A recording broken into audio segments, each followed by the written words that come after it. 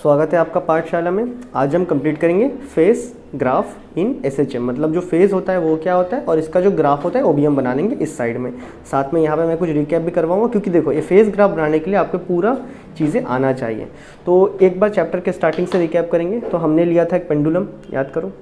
इस चीज़ को समझने के लिए हमने लिया था एक पेंडुलम, तो मैंने यहाँ बनाया था पेंडुलम। अभी जो पेंडुलम स्टार्टिंग में यहाँ पे लटका हुआ है, जो इसका स्टार्टिंग पोजीशन है, उसको मैंने बोला था मीन पोजीशन, या फिर जब सर्कल के टर्म पे बनाएंगे तो ये होता है हमारा 0 डिग्री। तो यहाँ से शुरू किया था 0 डिग्री हमने, डन। अब देखो उसके बाद क्या हुआ था, हमने इसको यहाँ तक डिस्प्लेस करवाया था। जब हमने इसको यहाँ तक डिस्प्लेस करवाया था तो इसका जो भी रेडियस रहा था वही रेडियस यहाँ तक पहुँच गया था। और यहाँ पर हमने देखा था कि इसी रेडियस को हम क्या बोल रहे थे, इसी रेडियस को हम बोल रहे थे एम्पलीट्यूड, डन। तो मैंने जो इसको यहाँ तक निकाला तो ये कितना टाइम हो गया, देखो एक गया, दैट इज़ इसको देखो चार चक्कर लगता है, 1 2 3 4, मतलब एक यहाँ जाने में, आने में 2 3 4 पोजीशन में बराबर जगह में आता है। तो यहाँ तक दिया, दैट इज़ टोटल टाइम कितना T/4 कंप्लीट किया उसने। और एंगल कितना बन जाएगा, π/2, ये हमने लिखा था, डन है। फिर वहाँ से यहाँ तक आएगा, कहाँ, मीन पोजीशन में 180 में, डन आया। टाइम कितना कंप्लीट कर लेगा, अपना हाफ साइकिल कंप्लीट कर लिया। फिर हाफ कहाँ, यहाँ पे कंप्लीट करेगा, दैट इज़ योर 3T/4 यहाँ कंप्लीट कर लेगा। उसके बाद फाइनली एंगल कितना कहलाएगा, 3π/2 एंगल रहेगा 270 का, डन। और यहाँ पे कितना आ जाएगा, टोटल टाइम, मतलब एंगल पूरा 2π कर लेगा और टोटल टाइम T कंप्लीट कर लेगा। ये हमने ग्राफ बनाया था, डन। अब देखो फेस क्या होता है। फेस का सिंपल मतलब होता है कि अगर तुम्हें इस पेंडुलम का पोजीशन बताना है, मान लो कि यहाँ पे तुम्हारा पेंडुलम अभी है, अगर तुम्हें इसका पोजीशन बताना है तो एक तुम काम कर सकते हो कि सीलिंग से कितना दूर है वो बता सकते हो, और इस मीन पोजीशन से कितना दूर है वो बता सकते हो। और देखना दोनों ही टफ रहेगा, क्योंकि जब पेंडुलम यहाँ से देखो यहाँ पे तुम अगर एक इमेजिनरी स्ट्रिंग लगाओगे तो जब ये पेंडुलम यहाँ जाएगा वापस आने टाइम टकराएगा उस स्ट्रिंग से, तो वो पॉसिबल नहीं है। फिर तुम यहाँ से चेक करोगे, भाई कितना तुम मतलब कैसे इतना प्रिसाइसली मेजर कर लोगे कि भाई कौन सा पोजीशन में है। उससे बढ़िया क्या है, तुम्हें एंगल पता कर लो। उससे बढ़िया क्या है, एंगल पता कर लो। यहाँ पे प्रोट्रैक्टर लगाओ, लगा के जो भी एंगल पता करना है जहाँ पे भी है उसका फ़ोटो खींचते रहो।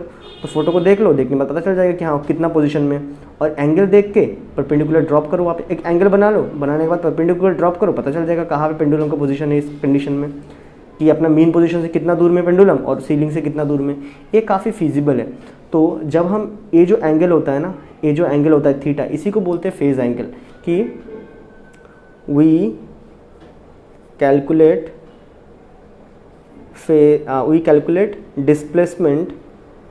displacement using the angle theta. और थीटा को मैंने लिखा था angular displacement, that is velocity into time, that is omega t. पता है ना, angular velocity displacement by time. तो थीटा कितना हो जाएगा तुम्हारा, ओमेगा टी हो जाएगा ना यहाँ से, डन। तो इस थीटा ओमेगा टी है, और this theta is only known as phase angle. आया समझ में। और इस फेस एंगल से हम क्या करते हैं, पार्टिकल का पोजीशन को पता कर लेते हैं, डन। अब देखो अभी मुझे फेस ग्राफ बनाना है, एक थोड़ा इंटरेस्टिंग काम है। इसके लिए पहले समझो। तो हम लोगों ने डिस्प्लेसमेंट निकाला था, याद करो, y क्या वो a sin ओमेगा टी था, done. y a sin omega T. अब बताओ जब मीन पोजीशन, मतलब देखो एक पोजीशन मैंने बताया था, ये होता है एक मीन पोजीशन। पहले मैं यहाँ लिया था, तो ये होता है तुम्हारा एक्सट्रीम 1, कि पहले मैं इस एक्सट्रीम पोजीशन में लिया, फिर दोबारा मीन पोजीशन क्रॉस करेगा, करने के बाद फिर क्या है, दूसरा साइड में पहुँचेगा, इसको नाम देते हैं एक्सट्रीम 2। अगर तुम इस तरफ को चलने को पॉजिटिव मान रहे हो तो ये तुम्हारा क्या आ जाएगा, नेगेटिव आ जाएगा। ये तो हमें समझ आता है। तो ये हमने दिया था डिस्प्लेसमेंट का कोई भी एक सर्टेन पॉइंट में equation y a sin omega t आया था। अब जब ये मीन पोजीशन में था तब इसका डिस्प्लेसमेंट कितना हुआ था, डिस्प्लेस ही नहीं हुआ था, दैट इज 0 था। वही जब फर्स्ट एक्सट्रीम पोजीशन में यहाँ पहुँच गया था वो, तब इसमें डिस्प्लेसमेंट कितना था, +a का था ना डिस्प्लेसमेंट, y +a आया था ना। वही जब यहाँ पहुँचा था नेगेटिव में डिस्प्लेसमेंट हुआ था, एक वेक्टर क्वांटिटी, तो माइनस उल्टा साइड में डिस्प्लेसमेंट। ये हमें समझ आता है। अब इसका ग्राफ बनाते चलो। अब देखो ग्राफ बनाने के लिए मैंने बाकी सब में लिख के रखा है, एक आपको लिख के दिखाता हूँ। तो उसके लिए इनिशियल मीन पोजीशन में हम लोग स्टार्टिंग में थे, तो 0 एंगल। उसके बाद हमने क्या, π/2 तक उसको डिस्प्लेस करवाया था, 90 में करवाया था। फिर वहाँ से वो दोबारा आया था, मतलब π/2 गया, π/2 आया, कितना हो गया, 180 हो गया, दैट इज़ पाई एंगल हो गया। फिर वहाँ से देखो गया, आया, यहाँ से यहाँ पहुँचा, कितना हो गया तुम्हारा, 3π/2। गया, आया, वापस यहाँ गया, फिर वापस आ गया, कितना हो गया 360 हो गया, दैट इज़ 2 पाई कर लिया। टाइम के टर्म पे लिखोगे, टोटल टाइम का 4th पार्ट कंप्लीट करेगा यहाँ तक पहुँचने में, फिर आधा साइकिल टोटल टाइम का आधा कर लिया, फिर यहाँ पे टोटल टाइम का 3 भाग कर लिया, फिर यहाँ तक पहुँचते पहुँचते टोटल टाइम टी ही कवर अप कर लेगा। तो ऐसे मैंने इसको बना के रखा है, ये सबके लिए ऐसा ही रहेगा, ठीक है। अब मुझे बनाना है इसके ग्राफ को। अब अगर तुमको अच्छे से याद होगा, यहाँ पे क्या तुमको याद है कि ये जो π/2 है, देखो यार स्टार्टिंग ये जो लाइन है ना, 0 का लाइन क्या है, 0 का लाइन तुम्हारा मीन पोजीशन है ना, ये जो 0 का लाइन है क्या है, मीन पोजीशन है, लिख देता हूँ, डन। और एक मीन पोजीशन क्या है, 180 क्या बोलते हैं अपना t/2 या फिर 180 का, तो t/2 देखो ये 2t/4 लिख के रखा है, असल में 2t/4 है, ठीक है। 2t/4 मतलब t/2 है। तो ये तुम्हारा एक और मीन पोजीशन है, ये क्या है, ये तुम्हारा एक्सट्रीम पोजीशन फर्स्ट है, और ये जगह तुम्हारा एक्सट्रीम पोजीशन सेकंड है, और ये वाला क्या है, अगेन 180 पहुंच गया, ये क्या है तुम्हारा मीन पोजीशन ही है फिर से। तो मुझे इसी के ऊपर ग्राफ बनाना है। तो यहाँ पे एक्सट्रीम पोजीशन 1, एक्सट्रीम पोजीशन 2, इनको याद रखते हैं। तो याद रखो, फर्स्ट केस में डिस्प्लेसमेंट प्लस ए आया था, एक्सट्रीम पोजीशन में क्या आया था, एक्सट्रीम पोजीशन 1 में क्या आया था, प्लस ए आ गया था, तो यहाँ मार्क करते हैं। उसके बाद मीन में क्या रहेगा, वो 0 रहेगा डिस्प्लेसमेंट, ये सब जगह क्या, मीन में 0। एक्सट्रीम पॉइंट 2 में क्या आया था डिस्प्लेसमेंट, नेगेटिव ए आ गया था ना, नेगेटिव ए आया था, यहाँ क्या आया था पॉजिटिव है, और मीन में फिर से 0। इसको बस ज्वाइन कर लेना है तुमको, ये मैंने ज्वाइन किया, ये मैंने ज्वाइन किया, ये फिर से ज्वाइन कर लिया, ये फिर से ज्वाइन कर लिया, तो ये क्या बन गया, ये बन गया तुम्हारा डिस्प्लेसमेंट का ग्राफ। इसी ग्राफ को बोलते हैं फेज ग्राफ, ठीक है। आओ अब वेलोसिटी करेंगे। तो वेलोसिटी का फॉर्मूला हम सबको पता है, वेलोसिटी के लिए हमने इसको डिफरेंशिएट कर लिया था, इस चीज़ को डिफरेंशिएट किया था, तो क्या आया था, velocity is equal to A omega cos omega t आया था। इसको और बढ़िया से लिखा था हमने, क्या लिख दिया था, omega √a² minus y², done. अब देखो वेलोसिटी, अभी तुम्हें बॉल को ही देखो, ये बॉल को तुमने यहाँ पकड़ा, ये प्रैक्टिकली सोच लो, यहाँ रखा, ठीक है, फिर तुमने यहाँ लेके गया, जब यहाँ पे रखेगा, इसका वेलोसिटी क्या रहेगा, सबसे कम रहेगा ना। जब वो मीन पोजीशन को क्रॉस करेगा, चुई से देखो, जब यहाँ से जाएगा ना, सुई से क्रॉस कर लेगा, समझ रहे हो। जब वो यहाँ तक लेके गया, यहाँ पे वेलोसिटी 0, जब उसको छोड़ेंगे तो यहाँ से धपाक से क्लियर मतलब निकल के, तुरंत निकल के उस तरफ चल जाएगा फटाफट, डन। तो वेलोसिटी सबसे ज़्यादा कहाँ पे, इस मीन पोजीशन में होता है वेलोसिटी सबसे ज़्यादा। ये बात तो हमें समझ आता है ना, नहीं भी आता है तो भी हम निकाल सकते हैं। देखो यार मीन पोजीशन में वेलोसिटी क्या होता है, जब वो इस देखो यार यहाँ पे जाएगा, धीरे धीरे वेलोसिटी, पहला साइकिल सोचो ही मत, इसको तुमने यहाँ पे लाया, छोड़ दिया, छोड़ने के बाद क्या होगा, धीरे धीरे वेलोसिटी गेन करेगा, यहाँ पे क्या होगा, जोर से जाएगा, फिर जाएगा, फिर धीमा पड़ेगा, फिर वापस यहाँ से धीरे धीरे गेन करते करते जल्दी आएगा, फिर धीरे धीरे ऐसे ही करते रहता है ना। तो मीन पोजीशन में क्या होता है, वेलोसिटी सबसे ज़्यादा होता है, तो मीन पोजीशन में वेलोसिटी सबसे ज़्यादा होता है, तो यहाँ पे वेलोसिटी मैक्सिमम होता है। कितना होता है देख लेते हैं एक बार, तो यही ओमेगा डालेंगे, ओमेगा डाल दिया, √a²। अभी y कितना होता है मीन पोजीशन में, 0 होता है ना, तो ये तो 0 आ जाएगा। तो v मैक्स कितना आ जाएगा तुम्हारे पास, यहाँ पे देखो ओमेगा √a²। अब रूट में से कोई भी चीज़ बाहर आता है उसके सामने प्लस और माइनस लग जाएगा, ये हमें समझ आता है। ये होता है मैक्सिमम वेलोसिटी, और एक्सट्रीम पॉइंट पे क्या होगा, तो रुक ही जाएगा वहाँ जाके ना, तो वेलोसिटी वहाँ पे क्या रहेगा, फर्स्ट एक्सट्रीम भी 0, सेकंड में भी 0, डन है। चलो इसका ग्राफ बनाएंगे। तो एक्सट्रीम 1 एक्सट्रीम 2 में 0 है, तो एक्सट्रीम 1 में वेलोसिटी 0, यहाँ 0, एक्सट्रीम 2 में भी क्या है, एक्सट्रीम पॉइंट 2 में भी वेलोसिटी 0 है तुम्हारा, ये हमें समझ आता है। मैक्सिमम कहाँ पे है तुम्हारा, पहले में इस साइड में, जब इस तरफ से जब यहाँ लेके छोड़ देंगे, जब यहाँ से क्रॉस होगा तो इस साइड में मैक्सिमम आएगा। तो मतलब फर्स्ट वाले में क्या है, पॉजिटिव में दे देते हैं, फर्स्ट वाले में पॉजिटिव, कितना पॉजिटिव, ए ओमेगा दे देते हैं फर्स्ट वाले में। सेकंड देखो सेकंड यहाँ पे क्या आ जाएगा, नेगेटिव आ जाएगा, नेगेटिव ए ओमेगा दे देते हैं इसको। तो बस इसको ज्वाइन कर लो, ये मैंने किया ज्वाइनिंग, ये मैंने किया ज्वाइनिंग, ये किया ज्वाइनिंग, और ये क्या है, मीन पोजीशन है ना, ये तो मीन पोजीशन है, तो यहाँ पे इसको ऐसे ही ज्वाइन कर लो। तो बस ये बन गया इसका फेज, किसका, वेलोसिटी का फेज। अब बताते हैं एक्सीलरेशन। तो एक्सीलरेशन का हमने फॉर्मूला क्या निकाल लिया था, एक्सीलरेशन को इसको दोबारा डिफरेंशिएट किया था इस इक्वेशन को, तो क्या निकल के आया था हमारे पास, -a ओमेगा² साइन ओमेगा टी आ गया था। फिर हमने इसको लिख दिया था अल्फ़ा लिखे थे, alpha equal to omega, minus यहाँ रखा, ओमेगा² यहाँ रखा, और a sine omega t together को y लिख दिया था। अब देखो y जहाँ पे 0 होगा, एक्सीलरेशन वह 0 होगा।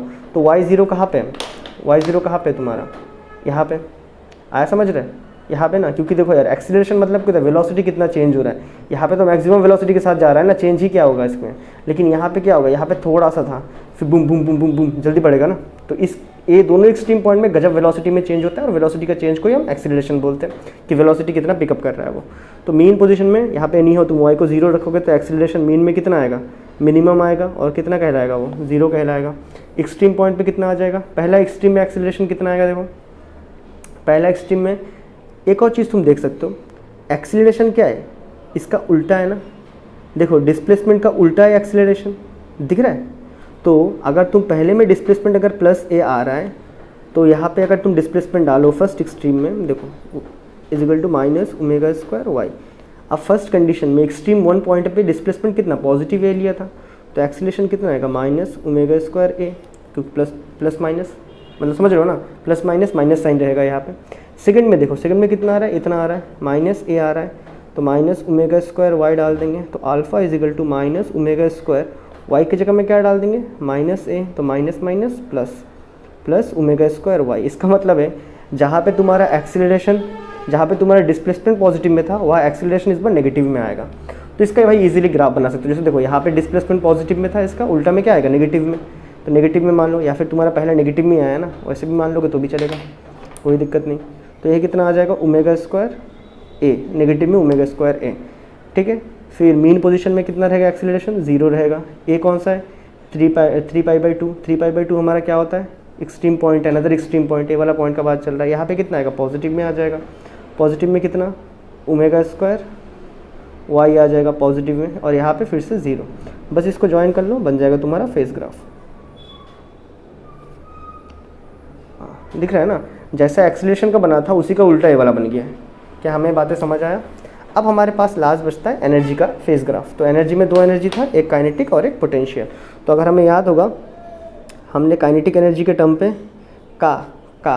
कॉस में लिखा था, याद है। तो काइनेटिक एनर्जी कॉस में लिख दिया था, लास्ट वीडियो में करवाया था, half of m A square omega square cos square omega t, A लिखा था हमने काइनेटिक एनर्जी। पोटेंशियल एनर्जी हमने कितना लिख दिया था, कोई भी एक पॉइंट में हाफ ऑफ ड्राइव किया था m A square omega square sine square omega t, A हमने लिखा था पोटेंशियल एनर्जी का फॉर्मूला। अब देखो मीन पोजीशन में सोच लो, छोड़ो मीन पोजीशन को स्टार्टिंग में नहीं सोचना। मैंने यहाँ पे लेके इसको यहाँ पे खींच के इसको पेंडुलम को यहाँ उठा के रखा। अब जब यहाँ पे है वो, उसके अंदर कौन सा एनर्जी ज़्यादा है, पोटेंशियल एनर्जी ज़्यादा है। आया बात समझ में, पोटेंशियल एनर्जी क्या है, सबसे ज़्यादा है। तो एक्सट्रीम पॉइंट पे कौन सा एनर्जी ज़्यादा होता है, पोटेंशियल एनर्जी ज़्यादा होता है। तो एक्सट्रीम पॉइंट में क्या होता है तुम्हारा, पोटेंशियल एनर्जी होता है। क्या काइनेटिक एनर्जी होता है, जब वो ऊपर ऐसे रहेगा तो क्या उसमें, या फिर जब वो यहाँ से आके यहाँ जब जाएगा तब उसके पास क्या होगा, पोटेंशियल एनर्जी स्टोर्ड होगा, क्योंकि उसका वेलोसिटी रुक ही जाएगा ना इस पॉइंट पे। वेलोसिटी रुक गया तो काइनेटिक एनर्जी 0 है। तो एक्सट्रीम पॉइंट पे क्या होता है, पोटेंशियल एनर्जी होता है, और कितना होता है, मैक्स होता है। तो मैक्स पोटेंशियल एनर्जी के लिए क्या कर लेंगे, इसका जो फॉर्मूला है वही लिख लेंगे, m A square omega square, A होगा मैक्स, साइन स्क्वायर। देखो यार यहाँ पे क्या है, साइन 91, यहाँ पे साइन 270, वो भी 1 है, तो साइन स्क्वायर ओमेगा टी भी कितना 1 ही आ जाएगा इसका पूरा वैल्यू निकल के। और मैं मीन बोलते एक्सट्रीम पॉइंट में काइनेटिक एनर्जी 0, ये हमें समझ आता है। सिमिलरली यहाँ भी एक्सट्रीम पॉइंट है, यहाँ भी पोटेंशियल एनर्जी होगा। देखो यार एनर्जी तो नेगेटिव पॉजिटिव मतलब नेगेटिव नहीं होता है ना, थोड़ी ना भूत प्रेत का बात करेंगे हम। और यहाँ पे भी काइनेटिक एनर्जी 0 रहेगा हमारा एक्सट्रीम पॉइंट्स में। अब जो मीन पॉइंट होता है ना, यहाँ पे क्या होता है, वेलोसिटी सबसे ज़्यादा, तो काइनेटिक एनर्जी यहाँ पे सबसे ज़्यादा होगा। और वो कितना होगा लिख लेते हैं, मीन पोजीशन में कितना हो जाएगा हमारे पास, half of m A square, इस बार इसको ए स्क्वायर ओमेगा स्क्वायर और कॉस स्क्वायर ओमेगा टी का वैल्यू 1 कर लेंगे, ये हमें समझ आता है। अब देखो, सॉरी करंट चले गया था, ठीक है। तो अब देख लेते हैं, तो काइनेटिक एनर्जी इतना लिख दिया। तो और इस मीन पोजीशन में पोटेंशियल क्या होगा, 0 होगा, क्योंकि वो रुकेगा ही नहीं, तो स्टोर कहाँ से करेगा एनर्जी, यहाँ पे 0 होता है। तो देखना एनर्जी नेगेटिव नहीं होता है, तो इसका दोनों ग्राफ पॉजिटिव में बनेंगे, डन है। तो अब यहाँ पे ग्राफ बनाते हैं फटाफट, फेस ग्राफ। तो मीन पोजीशन में कौन सा एनर्जी 0 है आपका, कोई एक में बनाओ। मीन पोजीशन में पोटेंशियल क्या है, 0 है, तो मैं यूज़ कर रहा हूँ। तो मीन पोजीशन यहाँ पे, तो पोटेंशियल यहाँ पे क्या होगा, 0 होगा। ब्लू मतलब पोटेंशियल, ठीक है, इस कंडीशन में। तो यहाँ पे पोटेंशियल एनर्जी 0। उसके बाद फर्स्ट एक्सट्रीम में पोटेंशियल क्या है, मैक्सिमम है। तो फर्स्ट एक्सट्रीम में पोटेंशियल मैक्सिमम, दैट इज इसको यहाँ भेजा पहुँच देता है। पोटेंशियल मैक्सिमम में कितना है उसका वैल्यू, दोनों का वैल्यू सेम ही है, दिख रहा है ना, हाफ ऑफ एम। तो मैक्सिमम इसको मान लेते हैं कि मैक्सिमम है। उसके बाद अगेन क्या पहुंच गया, मीन पोजीशन पहुंच गया, यहाँ पे पोटेंशियल 0। अगेन कहाँ पहुंच गया, एक और एक्सट्रीम, यहाँ पे पोटेंशियल मैक्सिमम, यहाँ पे मीन पोजीशन पहुँच गया, फिर से पोटेंशियल 0। ये डन है, तो इसको ग्राफ बना लेंगे फटाफट। एक इसका ग्राफ बना रहा हूँ मैं, पोटेंशियल एनर्जी का। तो फिर से यहाँ से फिर आ जाएगा यहाँ पे, ये बन गया मेरा पोटेंशियल एनर्जी का ग्राफ। डन है। अब बनाते हैं दूसरा वाला, अब बनाते हैं काइनेटिक का। अगर तुम काइनेटिक का देखो इसका उल्टा ही रहेगा, ये तो फिर भी देख के बनाना तो बनाओ। मीन पोजीशन में काइनेटिक क्या है, मैक्सिमम है, तो ये मीन पोजीशन है, तो यहाँ पे काइनेटिक क्या होगा, मैक्सिमम, पोटेंशियल 0। चलो काइनेटिक मैक्सिमम। सेकंड केस में काइनेटिक और 0 कहाँ पे, एक्सट्रीम 1 पे काइनेटिक 0 है, तो एक्सट्रीम 1 पे काइनेटिक 0 कर दिया। डन। ये मीन पोजीशन है, काइनेटिक मैक्सिमम, ठीक है। और ये क्या है तुम्हारा, एक्सट्रीम पॉइंट 2 है, एक्सट्रीम पॉइंट 2 में भी काइनेटिक 0 है, और ये मीन है, यहाँ पे अगेन मैक्सिमम। तो इस रेड वाले को ज्वाइन कर लो, ये बन जाएगा तुम्हारा काइनेटिक एनर्जी का ग्राफ। डन है, ये बन गया हमारा काइनेटिक एनर्जी का ग्राफ। तो इसमें अगर मैं बोलूँ रेड वाला किसका ग्राफ है, काइनेटिक एनर्जी का, और ये ब्लू वाला किसका ग्राफ है तुम्हारा, पोटेंशियल एनर्जी का। तो तुम देख सकते हो कोई भी एक पर्टिकुलर टाइम पे हाफ में शेयर होते रहता है, मतलब कंजर्वेशन ऑफ एनर्जी के माफिक कुछ एनर्जी काइनेटिक के पास रहेगा, कुछ पोटेंशियल के पास रहेगा, और यही तुमने पढ़ा है कंजर्वेशन ऑफ एनर्जी में। तो ये था फेज डायग्राम। आई होप आपको ये वीडियो बहुत बढ़िया से समझ आया, मैंने मेरा बेस्ट दिया है आपको समझाने के लिए। तो आई होप आपको ये फेज डायग्राम और इसको कैसे बनाना है सारी चीज़ें क्लियर हो गया। तो मैं मिलता हूँ आपसे अगले वीडियो में, तब तक के लिए गुड बाय।